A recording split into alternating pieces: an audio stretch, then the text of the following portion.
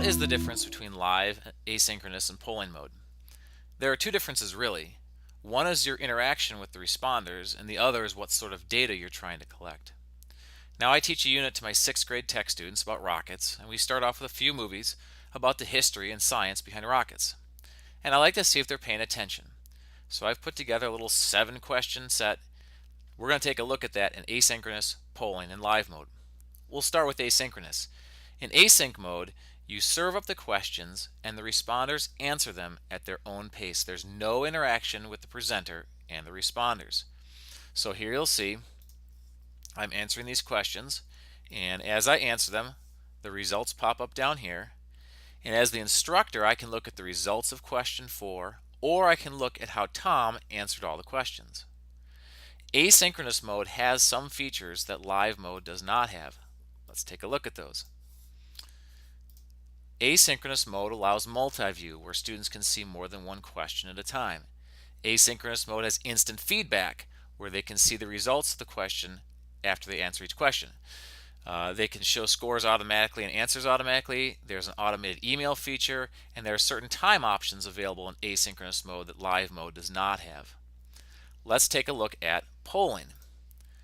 Polling is very similar to asynchronous because the presenter does not interact with the responders. The difference here is that QuestionPress does not keep track of individual responder data. If you look here, the question is, which country was the first to launch a rocket? And I can see that 4 students, or 25%, said the United States. The answer is China. But 4 students said the United States. Now, I don't know who said that. It's anonymous. And I don't know how those students responded to subsequent questions. Like, I know 12% said true here, but I don't know if those are the same that said United States over here.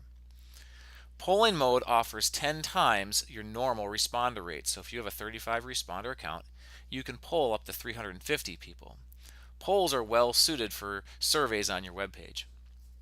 Then there's live mode. In live mode, you can interact with your responders, and this can take one of 2 forms. The first form is presenter paced, and that allows you to call all of the shots. You decide when to move on to the next question. You decide when to look at results. You decide when to interject a new question. You have complete control of the session. The second method is responder paced. It's very similar to asynchronous, where the responders or the students are answering at their own pace. But at any time, you can jump in and say, okay, we're all going to look at the results, or we're going to interject a new question. So in live mode, you can allow the students to be at their own pace, but you can interject whenever you want. So as you can see, there's many similarities between live, asynchronous, and polling mode, but there's also some differences. The key is selecting the appropriate mode for your content, the audience, and the situation. Thanks for watching.